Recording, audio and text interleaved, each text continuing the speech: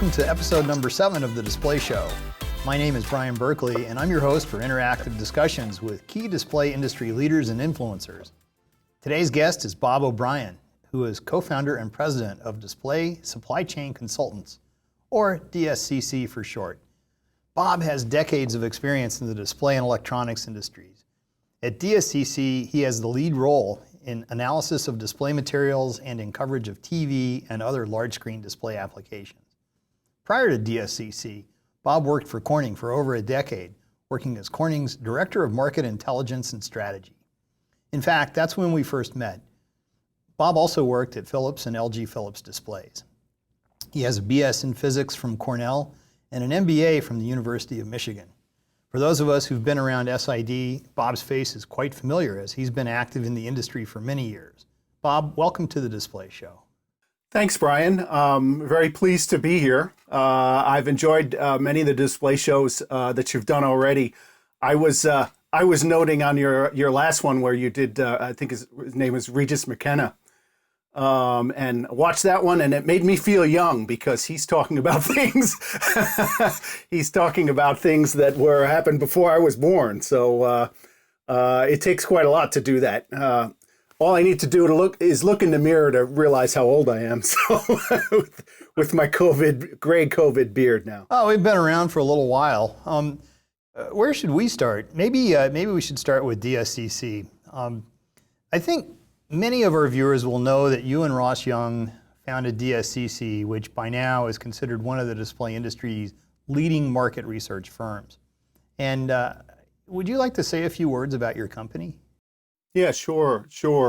Yeah, I had met Ross actually before my Corning days when I was at LG Philips and recognized him as leading display search. And when I got to Corning and basically was leading the team doing their market intelligence work, I quickly came to realize that display search was the gold standard in display market research in those days. And you know, I had a lot of respect for the work that they did and essentially the organization that he put together. So after I left Corning, which will be 5 years ago at the end of this month, Ross and I met at the SID Display Week Business Conference, actually in 2016, and he said, "You want to start a new company?" And I said, "Yeah, let's do that." And we've got Yoshi Tamura and Sam Matsuno as our senior partners in Japan.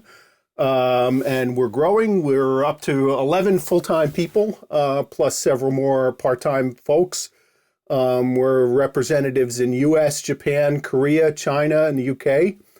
We're also looking to add more talent. So if you have a passion for display market research, give me a shout, give me a note, and we might want to hire you. Well, thanks. It's amazing to see how DSCC is doing. It's, as I mentioned, quite credible, and many leading firms are depending upon the research you guys are doing. Now, you have expertise on materials and large screen applications, as mentioned earlier. So, you know, we should talk about those. CES 2021 was held recently. It was held it was virtually this year. And of course, CES is the industry's biggest event. For TV and other large screen displays, what do you think were some of the most important developments shown at CES this year? Yeah, sure. I have to say CES from a virtual standpoint was somewhat disappointing for me. I think in particular the huge scale of CES is difficult to replicate in a virtual space. And, you know, when you can't see the displays in person, it's really hard to make an evaluation. But I think this will go down, aside from being the year of the pandemic and the virtual, in terms of the products, I think it will be the year of the Mini LED.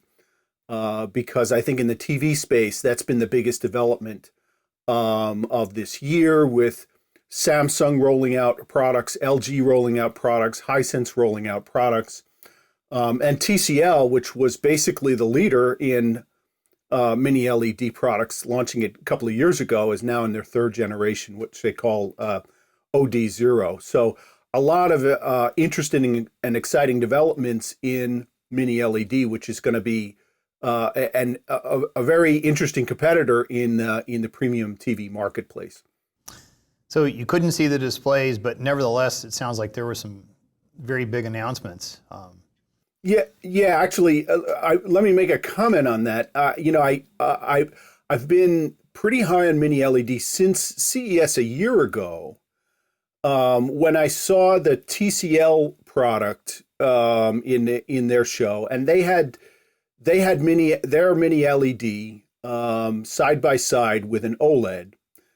And I think that was the first time I said, I was actually looking at my notes from the report from the show a year ago, and that was the first time I had seen a display that really, I would say, was better than OLED, the TCL Mini LED. Now, it's a side-by-side demonstration that TCL organized, so I've also got to take that with a grain of salt, but it looked like a fair comparison. The OLED looked very good, but that Mini LED, both the color and the peak brightness really outperformed the OLED, and that's going to be the advantage, is the color and the peak brightness of Mini LED LCDs going against the black level of OLED.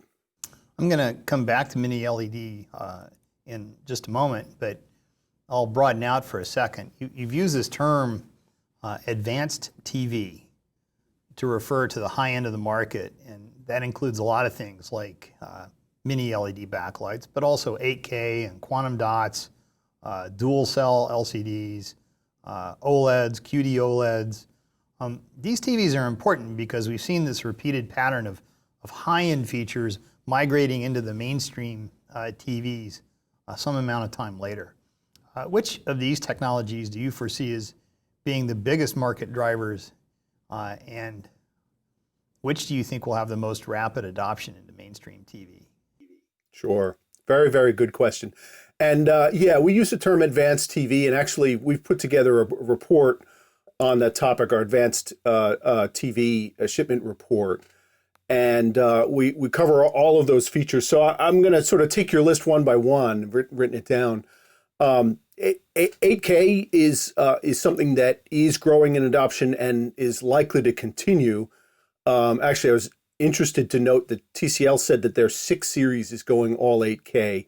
That's going to bring lower price points, which obviously, the technologies that progress are the ones that get offered at lower and lower price points. That's how things grow in the electronics market, generally in the TV market. But 8K is never going to be 100% of the TV market because it's not really practical if you're going, I would say, below 65 inch. There have been 55-inch 8K TVs offered, but I think that's a little bit overkill. But from 65 and larger, yeah, you can really see that difference, and that's going to grow into the millions and tens of millions. Quantum dot enhancement films, QDEF, is the product behind Samsung's, TCL's, Vizio's, and some other brands' products, and that's going to be growing into the tens of millions, also within the next few years. Mini LED, I've already talked about, as I'm pretty excited about that growing. Dual cell, I been very intrigued by the idea, but in a sense, dual cell has a sort of natural limitation because one cell of LCD really looks quite good. And so if one cell looks really, really good, that puts a limitation to, you really only go to the very top of the market to actually add, to have dual cell. But, there could be a place for it, but it's probably among the ones that we've mentioned up to now, it's most likely to be a niche. OLED, white OLED, is definitely a product that has found its place in the premium segment of the market. It has been, up to now, mostly limited by capacity. LG's made as many as they can, and they've sold well. Now they've added a lot of new capacity in in China and their ability to sell that capacity when you've got mini LEDs competing. That's going to be an interesting thing to watch because they need to continue to make money. So they can't just discount it to fill their capacity. They need to be able to make money on it. And so, yeah, that's going to be interesting to watch. But white OLED is going to be an important part of the landscape in the next few years in the premium TV space. Well, I want to come to all of these. It's such an interesting conversation because we're talking about nothing less than the future of TV and near-term future, actually, over the next year to 2 years, 3 years. I want to go back to mini LED backlights and probe that a little bit further. Again, we see this pattern of something shows up at the high end, and that's where mini LED is right now. So I wonder if you have a projection as to when mini LED backlights are going to be finding their way into the mainstream TV. And to define that, mainstream TV is less than $1,000, maybe in the $500 range. Okay. I was thinking about this. So what's mainstream? I guess is an important question. And when I was thinking of mainstream, like one of the first definitions you could imagine is more than 1 million TV sets, right? So that's an interesting sort of milestone, and that'll be there this year. Definitely more than 1 million. We understand Samsung's business plan is 2 million by themselves, and we're projecting 4 to 5 million mini LED TVs. Under $1,000, I think you'll likely see that before the end of this year. You'll just see the first offerings probably at $999. But yeah, I expect to see mini LED TVs offered $999 before the end of 2021. You won't get an 85-inch Samsung mini LED for that price, but you'll start to see the first offerings with the technology, probably by TCL, because they're on their third generation. They've got a lot of learning already. Another way to think about what is mainstream would be as a sort of percentage of all TVs. Even 1 million is only a fraction of a percent of all TVs, sold worldwide. And if you'd say, when do you get to 10% of all TVs? That'd be about 25 million. That'll probably be 4 or 5 years away. Okay, but big growth, nevertheless. Yeah. Absolutely, yeah, because it's a very attractive technology, and I think it's got it's got a lot of potential for bringing costs down towards the mainstream. You don't get to 25 million sets over $1,000. You get to 25 million sets in 4 or 5 years, probably offering that down to $500. Well, one of the big announcements at CES came from LG Electronics. Now, they're one of the world's leading TV manufacturers for certain. And I observed that they just introduced quantum dots into their TV lineup. I think they call it QNED. Yes. It seems like they were the last major manufacturer to embrace quantum dot technology. So do you have any comments on this development? Sure. Yeah, it's interesting to see LG coming in with a quantum dot LCD product. LG's had quite some success with white OLED. White OLED has helped to elevate the LG brand into really the top tier in the premium space. I mean, LG had always been a significant volume player in the TV market, or at least always for the last 10 to 15 years.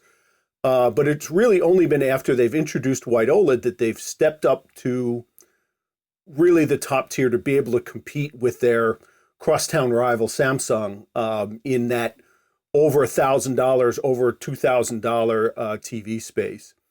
So they've got a little bit of a challenging balancing act to go as a brand, where they want to maintain white OLED, but they also have this LCD product, which is, again, I wasn't able to see it because we didn't have an in-person demo at CES, but everything I know about Mini LED is it's going to look quite good, and maybe in many cases better than the white OLED product.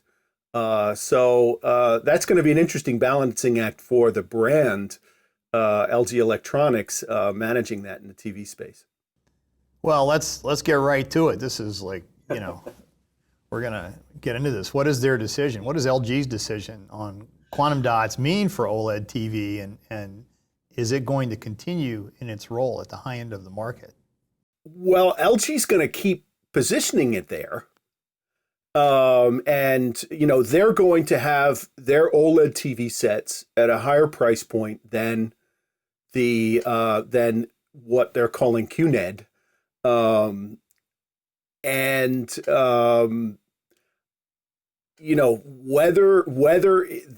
the OLED continues to sell well once these two products are out there competing in the marketplace, that's it's not at all certain to me that OLED's going to continue to sell well.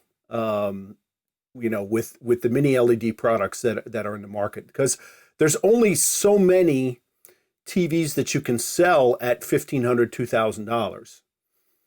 $2,000. The global TV market is 250 million, but the market for over $1,000 is only about 10 million.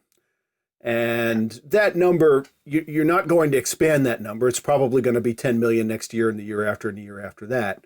So it's really fighting for that. Mini LED is going to get a significant piece of it, and it might be taking some of what OLED's got. Well, there are improvements that are happening in the OLED space, and LG just announced this, I think they call it EVO OLED TV stack, which they may be incorporating some new materials in their white OLED TV sets even this year. Right. So it seems like you're going to be mixing in a little more of the red and green phosphorescent emitter material, along with other improvements for higher luminance or maybe for reduced image retention. Can you tell us about this news and what it means for OLED TV? And then a follow-up question is whether this development is something that is revolutionary, or do you feel like it's evolutionary? Sure. Yeah, very interesting development for the OLED EVO, they call it. LG calls it OLED EVO is their new panel. With apparently it's got a new, an additional emitting layer. The LG in their white OLED stack has 3 distinctly different emitting layers, and the two on the outside are both blue. They need 2 layers of blue to get enough blue, but the middle layer has been a dual arrangement of a red emitter and a yellow-green up to now.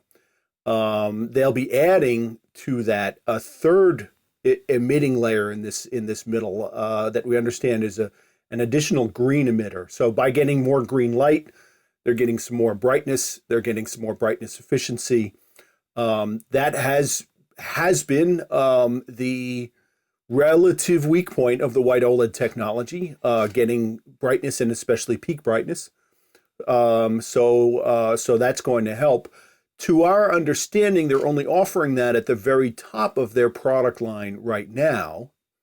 But that's the sort of development and technology that I would expect they would propagate throughout their product line in the next few years, if not sooner. To your question about evolutionary versus revolutionary, in my opinion, I'd call it evolutionary. White OLED itself, the display technology is, I would call, revolutionary, and certainly has had a significant impact. This is part of making white OLED better, which is a sort of natural part of a technology that really goes is making it towards the mainstream. So what we've noticed in the last few years, I would say in the period 2018 to 2020, LG Display was mostly focused on expanding capacity, building a new fab in China, getting that running so that they could get more capacity for making OLED. This is the first major development in several years where they've expanded the performance. And then what they're also doing in their product line is expanding the scope of their product line. More bigger sizes like 83-inch, some smaller sizes like 48-inch, and we understand they may be going into the 30s with some products that would be somewhere between TV and monitor products. Boy, it raises so many questions, and one of them, I'm going to go geeky on you for a minute. It's hearing that they're going to add a third emitting layer to their tandem stack. Makes me wonder, gee, isn't that going to increase the voltage, and will they lose some amount of power efficiency as a result? But we won't speculate on that here. Since I formerly designed OLED TV panels and was involved in OLED stack design, something that I wonder about. But you had also mentioned China, and I'm wondering if you think that China is going to become a major player in OLED TV panel fabrication. Yeah, good question. I think it's only a matter of time. Up to now, it's not. Up to now, of course, LGD's plant in Guangzhou is a significant source. But the two big players, and when you talk about China, you really talk about two big players, BOE and China Star. And then a bunch of, pardon? For the panels. Yeah, for the panels. And I presume that that's your question is, is China going to be a major source for panel fabrication? So you have those two big players and some smaller ones. And we do expect that both of them will eventually get into OLED TV panel production. We have on our capacity database and capacity roadmap forecast, China Star's got a T8 plant in Guangzhou that we expect will be making OLED TV panels in the 2024 to 2025 arrangement. China Star has been pretty active in making demonstrations and doing some interesting things with inkjet printing technology. And they've got a joint development agreement with JOLED, who has the only sort of mass production center for inkjet printed OLED. And then BOE on their roadmap is a B16 in Fuzhou, which would be so both the China Star and the BOE would be Gen 8.5 plans. And the BOE, we've heard over the last several years varying accounts of whether they would be adopting a white OLED, essentially copying LG displays, or whether they would go inkjet printed or something else. And I think our latest assessment is they're likely to go the same route that LGD did with a white OLED, whether it's through licensing or some other arrangement. But again, that's not imminent. It's out on our roadmaps in 2024, 2025, and I have to confess, as we now DSCC's almost 5 years old. And 4 years ago, if you looked at our roadmaps, we would have said that BOE's OLED fab would start about now, start in 2021. And each year goes by and it still seems to be 3 or 4 years away. So that's where we think it will happen right now. Eventually, these two Chinese companies are just too big to miss in that. So to answer your question, yes, eventually the Chinese will be major factors in OLED TV fabrication. The next thing I'd like to talk about, speaking of OLED TVs, is to talk about QD display. Some people are calling this QD-OLED. And for our viewers, to explain, what is this? It's really a blue layer of OLED is deposited everywhere. And then individual subpixels are formed either by using that blue for the blue subpixels, or the red and green are made by printing quantum dots, red quantum dots, green quantum dots in the appropriate place. So it's kind of a hybrid. It's an OLED with QD. And DSCC was one of the first organizations to talk about this area. So which consumer brands do you expect are going to be introducing QD display? When are they going to hit the market, and where will they initially price? Right. Okay. Good question. Yeah, QD QD display, or I'm going to refer to it as QD-OLED because that's the way I think about it. It's a quantum dot technology with an OLED technology, and so I like to call it QD-OLED, and so I'll keep doing I wish that. Everybody would call it QD-OLED because then you know what it is. So yeah, you've described how the technology works, and when it came out, we became very excited about it because it in principle it's a very exciting technology that on paper it could offer better performance than white OLED, better performance than other technologies, but it has many things that make it very difficult to make. So just making an OLED TV backplane is a major challenge that took LG several years to really master in their technology, and Samsung's got to replicate that. But then also the quantum dot color converter, which as you pointed out, would be quantum dot inkjet printed. No one has ever done that before at scale and at size, and so that will be a major manufacturing challenge. In all of the times that I've been to conferences and shows and so on, I have not seen one, which is pretty unusual for a display technology. Now, I certainly attribute the last 12 months of that to COVID. I would have expected to see a QD-OLED product at Display Week. I would have certainly expected to see one at CES, but obviously those have both been virtual. When it comes out, because of how challenging it is to make, and because Samsung will essentially be sort of limited by capacity, I expect it to be higher priced even than LG's and Sony's and other brands' white OLED TVs. We had understood, the natural brand that you would expect to see this product would be Samsung, but we understand that the initial products are not likely to be sold as a Samsung branded product. Well, it's interesting because the Samsung Display is the one who's going to be making this. To my understanding, they're the ones Right. who are probably first in line. But you don't think Samsung Electronics as a TV That's maker? right. There are two different divisions within the same company, and something that's not so unusual is that the divisions don't always see eye to eye in terms of what's important and what's a priority. Certainly, Samsung Display, they have this new technology. They want to bring it to market, and they want to bring it to market successfully. And Samsung is the number one TV brand, so that's the natural avenue. Samsung as a TV brand has spent a good portion of the last 5 years telling consumers not to buy OLED. So that's maybe one reason why we see it labeled as QD display and not QD OLED.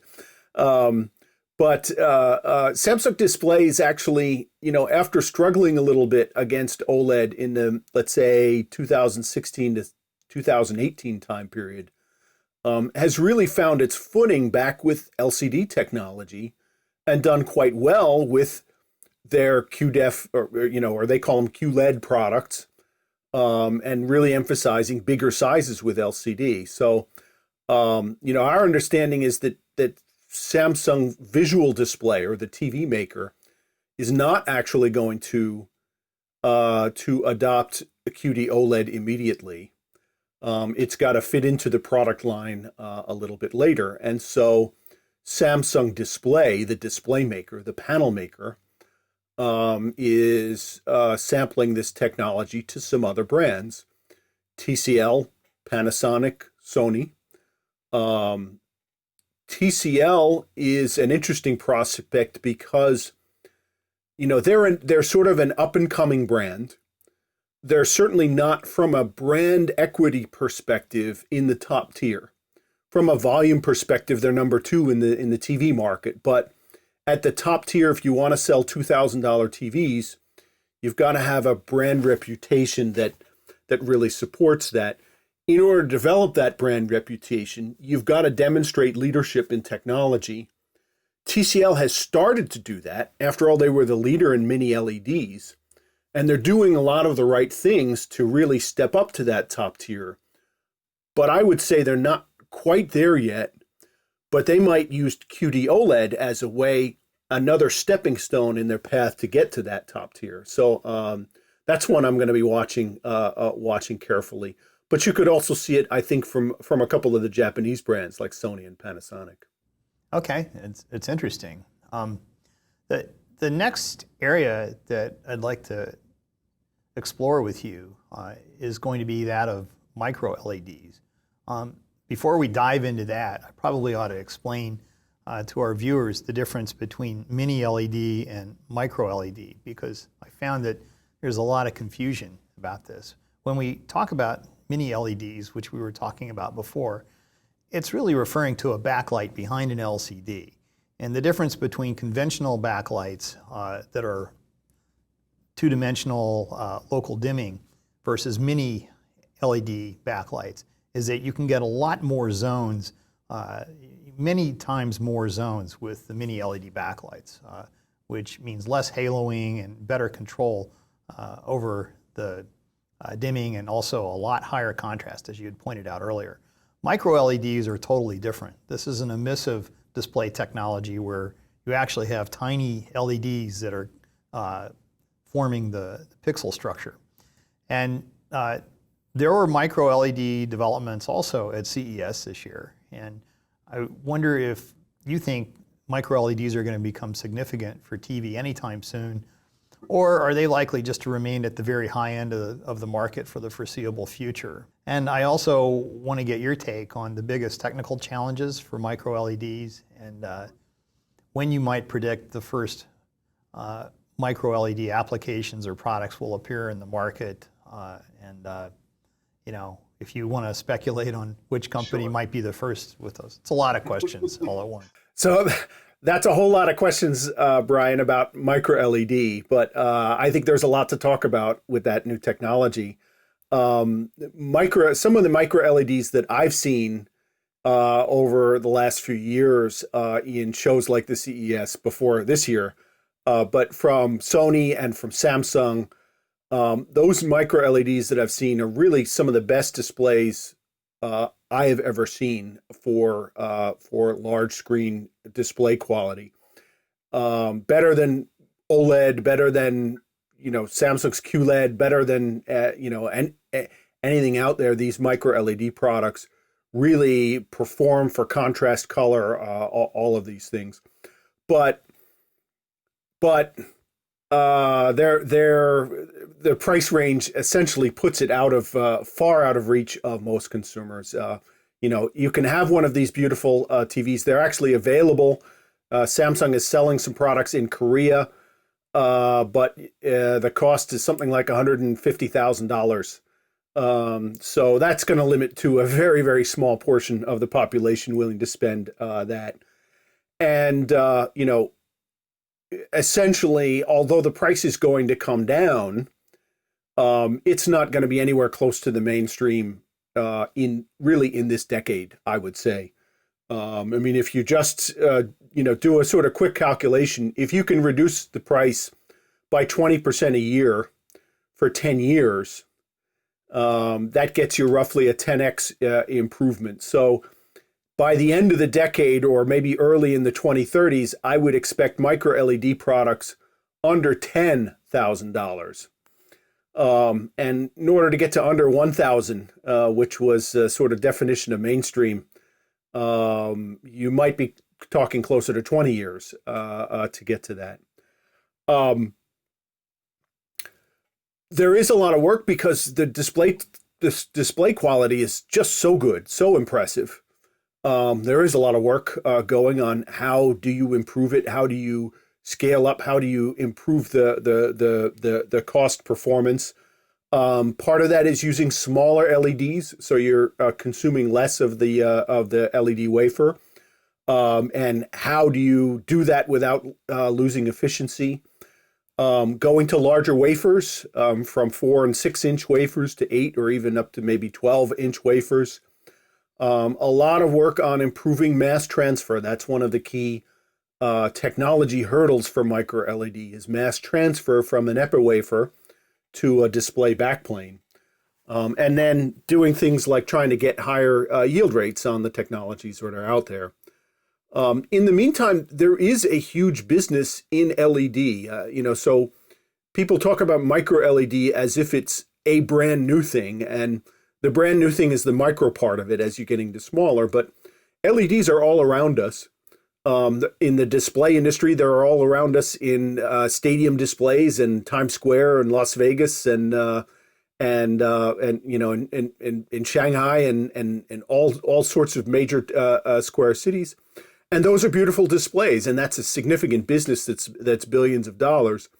But that should also give pause to anyone who thinks that micro LED will truly be a revolution, because LEDs have been running a significant business for many years, and LEDs have improved and they've gotten more ubiquitous, and they will continue to do that. And in some ways, you could say micro LED might be an extension of that existing LED business, which is already a significant business. Okay, well, that's definitely an area to watch, and we will be at SID and CES. So really appreciate your perspectives on that. I want to zoom out for a moment and just ask your opinion on what you think are the most important consumer buying criteria for TVs. Is it all about price, or do features actually matter? What do you think? Yeah, so when I think about it, I would say it maybe depends on who you're buying for. People sometimes say, I'm buying a TV for my mother or my grandma or somebody like that. For someone who is not an aficionado or not that critical about their TV performance, then it is all about price. Really, all TVs that are sold today, just about all TVs, are really, really good and substantially better than what they're replacing. If your grandma has a TV and it needs to upgrade, she's probably watching either an early generation LCD TV, or maybe a 15-year-old plasma, or maybe even switching from a CRT. And any of the TVs on the market today will be substantially better performance than what it's replacing. But if you really care about picture quality, then features do matter. Color is important, and that's why quantum dots are an important technology, because they're improving the color on your TV picture. Black level and contrast is important, which is why OLED has done well and why Mini LED is going to do well. Peak brightness is important, and the development or the growth of high dynamic range in terms of the offering from a content perspective, more products utilizing that technology. Peak brightness becomes more important for the picture. So all of those are important characteristics for people who really care about the picture quality. And I would say the one more thing, and I don't deal in a lot of detail about this, but video processing is very important. That's how you remove a lot of artifacts from the picture quality, and they're going with the big brands, the known brands, will get you a video processing technology that will do you justice. Okay. Well, not just for TVs, but if we consider all displays, what do you think, and what does DSCC think are the most important trends? Sure. Outside the TV space, really a lot of the technology improvement in displays is dedicated toward the smartphone market. You got a lot of things going on in smartphones that is working on improving display quality and display functionality. So foldable displays. Samsung has introduced the first foldable, and there's been others, Huawei, Motorola, some other brands. And we expect that to be an important and growing category going forward. Displays adding functions like on-cell touch, under panel camera, having shapes or holes in your display to be able to improve the functionality in a smartphone setting is an important part of it. If I think about other applications in notebooks and desktop monitors, I think a lot of the innovations going on in the gaming segment, where you have some of the TV technologies like quantum dots, like high dynamic range, are extended in the gaming space to notebooks and monitors. And then another area where you're seeing a lot of innovation in displays is the automotive segment. Having in your automotive center console displays and your dashboard displays shapes, so not just a rectangle, but having shape displays. The use of touch and haptic response for automotive.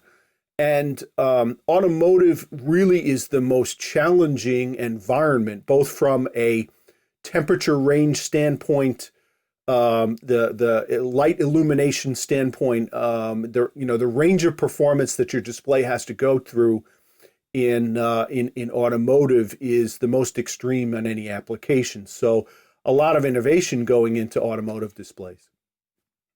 Yeah, oh gosh, that's a tough environment. Vibration, everything else. Sure. It's interesting to hear you speak about all these features. One of the things that I do on the side is to serve on the SID program committee. So we get to see all of the technical papers coming in advance, about 5 to 6 months in advance of the actual show. And many of the technologies that you're talking about, such as camera under the screen and on-cell touch and more developments, there are going to be some interesting technical papers on those presented. So, to our viewers, I'll just say watch this space. I've got to ask you about glass. It is a really interesting topic. It seems like LCD in one form or another will continue to be the highest volume technology for the foreseeable future. But many companies have exited the LCD panel fabrication business. Do you think that all LCD panels will be coming from China in the near future? No, but it's getting close. Honestly, with the two big Korean players both saying that they're going to get out of the business of making LCD TVs. They said that a year ago, and they about 2 or 3 months ago, they've sort of pulled back from that, and they're going to keep their lines running because LCD TV panel prices have increased. So that's now a nicely profitable business if you could while it's running. But they still will long term get out of that business, and so that will be a huge amount of LCD capacity that goes away in Korea. You still have two big players and a few smaller players in Taiwan who have continued to make LCDs and will continue. And those are some pretty successful companies. I'm referring specifically AUO and Illux. You have Sharp in Japan that makes LCDs, and I expect them to continue. But really in the last 5 years or so, all of the new investment in LCD has been in China. And we see China taking a bigger and bigger part of the LCD space, going forward. I think they're going to be more than 2/3 of the capacity in the market within the next three years. It is really amazing. Tens of billions of dollars of fab capital equipment going into various provinces in China. Well, I wonder about surprise developments. I'm wondering if you or Ross Young project any wild cards or, things out of the blue coming over the next few years. Yeah, interesting question, because if we would project it, it wouldn't be a surprise, would it? So, I think one of the things that we need to account for and need to consider and need to pay attention to is not something within our industry, but the political developments in the U.S.-China trade war. Already we've seen in the last 2 years that has impacted the display industry. So you're seeing tariffs on TVs that come from China imported into the U.S. And so that has shifted a lot of the TV production to Mexico or Vietnam. You've seen threats of tariffs on other products, but that they haven't been implemented. You've seen the U.S. Sanctions on Huawei, which has absolutely crippled Huawei's smartphone business. And you've seen a growing concern from many companies to essentially divest their supply chains from focusing entirely on China to having alternatives. And that might be Vietnam, it might be India, it might be Eastern Europe or Mexico, depending on the product. Now, as we record this 2 days from now, we'll see a new administration in the United States and a new president. And President Biden, one of the things that he will have to do is to decide how he manages this trade war. The analysis that I've seen indicates that his policies are not likely to be substantially different than the Trump administration regarding this. Anti-China sentiment tends to be even a kind of bipartisan issue, an issue of bipartisan agreement in the U.S. Congress. So this issue of the U.S.-China trade war is going to be with us for the foreseeable future as well, and it's going to have an impact. Exactly how it shapes the industry, I'm not sure. So that's one of the wild cards. You asked about wild cards. That's a wild card. I've got some other thoughts on technology, but if you want to ask a follow-up, go ahead.